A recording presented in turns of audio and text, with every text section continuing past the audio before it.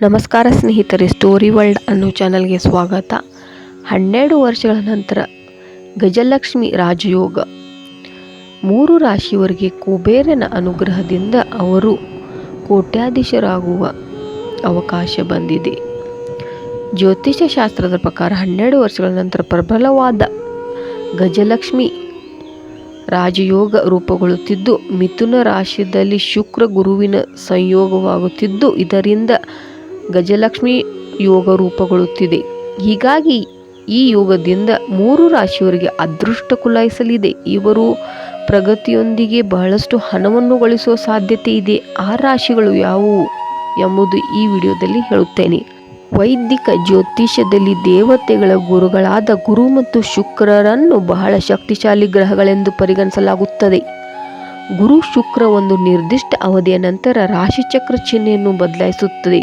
ಶುಕ್ರನನ್ನು ಸಂಪತ್ತು, ಐಶ್ವರ್ಯ, ಪ್ರೀತಿ, ಆಕರ್ಷಣೆ, ಆನಂದ, ಐಷಾರಾಮಿ ಇತ್ಯಾದಿಗಳ ಅವಶೇಷವೆಂದು ಪರಿಗಣಿಸಲಾಗುತ್ತದೆ. ಮತ್ತೊಂದೆಡೆ ಗುರುವನ್ನು ಜ್ಞಾನ, ಬುದ್ಧಿವಂತಿಕೆ ಮತ್ತು ಧರ್ಮ, ನ್ಯಾಯ, ಮದುವೆ, ಮಕ್ಕಳ ಮತ್ತು ಸಂತೋಷ, ಸಮೃದ್ಧಿ, ಗೌರವ ಇತ್ಯಾದಿಗಳ ಅಂಶವೆಂದು ಪರಿಗಣಿಸಲಾಗುತ್ತದೆ. ಅಂಥ ಪರಿಸ್ಥಿತಿಯಲ್ಲಿ 2 ಗ್ರಹಗಳ ಸ್ಥಾನ ಬದಲಾವಣೆ ಪರಿಣಾಮವು 12 ರಾಶಿಚಕ್ರ ಚಿಹ್ನೆಗಳ ಜೀವನದ ಮೇಲೆ ಕಂಡುಬರುತ್ತದೆ. ಮತ್ತೊಂದೆಡೆ ಈ 3 ಗ್ರಹಗಳ ಸಂಯೋಗವಿದ್ದರೆ ಗಜಲಕ್ಷ್ಮಿ ಎಂಬ ರಾಜಯೋಗವು ರೂಪುಗೊಳ್ಳುತ್ತದೆ. ಈ ರಾಜಯೋಗದಿಂದ ರಚನೆಯಿಂದಾಗಿ ವ್ಯಕ್ತಿಯು ರಾಜನಂತೆ ಜೀವನ ನಡೆಸುತ್ತಾನೆ. ಪೂರ್ಣ ಗೌರವದ ಜೊತೆಗೆ ಖ್ಯಾತಿ ಮತ್ತು ವೈಭವವನ್ನು ಪಡೆಯಲಾಗುತ್ತದೆ. ತಾಯಿ ಲಕ್ಷ್ಮಿಯ ವಿಶೇಷ ಅನುಗ್ರಹ ಉಳಿದಿದೆ.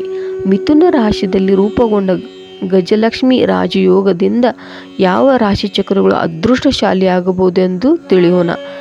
ಗಜಲಕ್ಷ್ಮಿ ರಾಜಯೋಗವೆಂದರೆ ಮೇ 14ರಂದು ದೇವತೆಗಳ ಗುರು ಗ್ರಹವು ರಾತ್ರಿ 11:20ಕ್ಕೆ ಮಿಥುನ ರಾಶಿಯನ್ನು ಪ್ರವೇಶಿಸಿ ಅಕ್ಟೋಬರ್ ವರೆಗೆ ರಾಶಿಚಕ್ರದಲ್ಲಿರುತ್ತಾನೆ. ಮತ್ತೊಂದೆಡೆ ರಾಕ್ಷಸರ ಗುರು ಶುಕ್ರ ಜುಲೈ 26ರಂದು ಬೆಳಗ್ಗೆ 9:02ಕ್ಕೆ ಮಿಥುನ ರಾಶಿಯನ್ನು ಪ್ರವೇಶಿಸುತ್ತಾನೆ. ಹೀಗಾಗಿ ಗುರು ಮತ್ತು ಶುಕ್ರ ಜುಲೈ 26ರಂದು ಸಂಯೋಗಗೊಳ್ಳುತ್ತಾರೆ. ಇದು ಗಜಲಕ್ಷ್ಮಿ ಎಂಬ ರಾಜಯೋಗ ಸೃಷ್ಟಿಸುತ್ತದೆ. ಈ ರಾಜಯೋಗ ಆಗಸ್ಟ್ 21ರವರೆಗೆ ಇರುತ್ತದೆ. ಇದರ ನಂತರ ಶುಕ್ರ ಕರ್ಕಾಟಕ ರಾಶಿಯನ್ನು ಪ್ರವೇಶಿಸುತ್ತಾನೆ.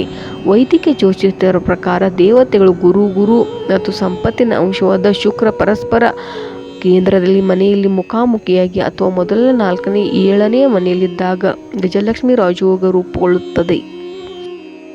ಮೊದಲನೇ ರಾಶಿ ಬಂದು ಮೇಷರಾಶಿ. ಮೇಷರಾಶಿಯವರ 3ನೇ ಮನೆಯಲ್ಲಿ ಶುಕ್ರ ಮತ್ತು ಗುರುವಿನ ಸಂಯೋಗ ಗಜಲಕ್ಷ್ಮಿ ರಾಜಯೋಗವನ್ನು ಸೃಷ್ಟಿಸುತ್ತೆ.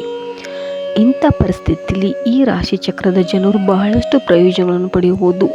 ಭೌತಿಕ ಸುಖಗಳಲ್ಲಿ ಹೆಚ್ಚಳವಾಗಬಹುದು. ಇತರರೊಂದಿಗೆ ಆದಾಯದಲ್ಲಿ ತ್ವರಿತ ಹೆಚ್ಚಳ ಮತ್ತು ಸಂಪತ್ತು ಹೆಚ್ಚಾಗುತ್ತದೆ. ನೀವು ಕುಟುಂಬದೊಂದಿಗೆ ಉತ್ತಮ ಸಮಯವನ್ನು ಕಳೆಯುತ್ತೀರಿ. ನೀವು ಮಾಡಿದ ಕೆಲಸದ ಸಕಾರಾತ್ಮಕ ಪರಿಣಾಮಗಳು ಕಂಡುಬರಲಿದೆ. ಈ ಅವಧಿಯು ಉದ್ಯಮಿಗಳಿಗೆ ಸಹ ಪ್ರಯೋಜನಕಾರಿಯಾಗಬಹುದು. ನೀವು ಅನೇಕ ಹೊಸ ಅವಕಾಶಗಳನ್ನು ಪಡೆಯಬಹುದು. ನೀವು ಪ್ರತಿಷ್ಠಿತ ಸ್ಥಳಗಳಲ್ಲಿ ಉದ್ಯೋಗದ ಪ್ರಸ್ತಾವನೆ ಸ್ವೀಕರಿಸಬಹುದು. ನಿಮ್ಮ ಕಠಿಣ ಪರಿಶ್ರಮದ ಫಲವನ್ನು ನೀವು ಖಂಡಿತವಾಗಿಯೂ ನೋಡುತ್ತೀರಿ. ಮಕ್ಕಳಿಂದ ಕೆಲವು ಒಳ್ಳೆಯ ಸುದ್ದಿಗಳು ಸಹ ಬರುವುದು. ಜೀವನದಲ್ಲಿ ಸಂತೋಷ ಮತ್ತು ಶಾಂತಿ ಇರುತ್ತದೆ. 2ನೇ ರಾಶಿ ಬಂದು ಮಕರ ರಾಶಿ. ಗುರು ಶುಕ್ರ ಗಜಲಕ್ಷ್ಮಿ ರಾಜಯೋಗ ಮಕರ ರಾಶಿ ಜನರಿಗೆ ಅದೃಷ್ಟವನ್ನು ತರಬಹುದು. ನಿಮ್ಮ ವೈವಾಹಿಕ ಜೀವನ ಮತ್ತು ಪ್ರೇಮ ಜೀವನದಲ್ಲಿ ಸಂತೋಷ ಬರಬಹುದು. ಇದರೊಂದಿಗೆ ಈ ಅವಧಿಯು ಉದ್ಯೋಗಿಗಳಿಗೆ ಅನುಕೂಲವಾಗಿರುತ್ತದೆ. ಈ ರಾಶಿ ಚಕ್ರದ ಸ್ಥಳೀಯರು ಬಡ್ತಿಯ ಜೊತೆ ಆರ್ಥಿಕ ಪ್ರಯೋಜನಗಳನ್ನು ಪಡೆಯಬಹುದು. ಉತ್ತಮ ಹೆಚ್ಚಳದ ಸಾಧ್ಯತೆಯೂ ಇವೆ. ಉದ್ಯಮಗಳು ಸಹ ಭಾರೀ ಲಾಭವನ್ನು ಗಳಿಸಬಹುದು. ದೀರ್ಘಕಾಲದವರೆಗೆ ಸಿಲುಕಿಕೊಂಡ ಹಣವನ್ನು ನೀವು ಮರಳಿ ಪಡೆಯಬಹುದು. ಮಾನಸಿಕ ಮತ್ತು ದೈಹಿಕ ಒತ್ತಡವನ್ನು ನಿವಾರಿಸಬಹುದು. ನೀವು ಸಂತೋಷ ಮತ್ತು ಸಮೃದ್ಧಿಯಿಂದ ತುಂಬಿದ ಜೀವನವನ್ನು ನಡೆಸಬಹುದು. 3ನೇ ರಾಶಿ ಬಂದು ಕುಂಭರಾಶಿ. ಶುಕ್ರ ಗುರು ಗ್ರಹದ ಗಜಲಕ್ಷ್ಮಿ ರಾಜಯೋಗವು ಕುಂಭರಾಶಿ ಜನರಿಗೆ ಫಲಪ್ರದವಾಗಬಹುದು.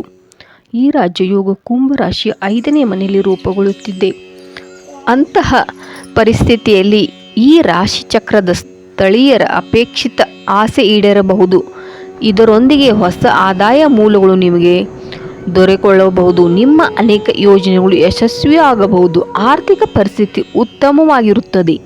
ಜೀವನದಲ್ಲಿ ಸಂತೋಷ, ಶಾಂತಿ, ಸಂಪತ್ತು ಬರುತ್ತಲೇ ಇರುತ್ತದೆ. ಈ ಅವಧಿಯು ಉದ್ಯೋಗಗಳಿಗೆ ಸಹ ಪ್ರಯೋಜನಕಾರಿ ಆಗಬಹುದು. ಈ ರಾಶಿಗಳ ಸಂಬಳ ಹೆಚ್ಚಳದ ಜೊತೆಗೆ ಕೆಲವು ದೊಡ್ಡ ಜವಾಬ್ದಾರಿಗಳನ್ನು ವಹಿಸಿಕೊಳ್ಳಬಹುದು.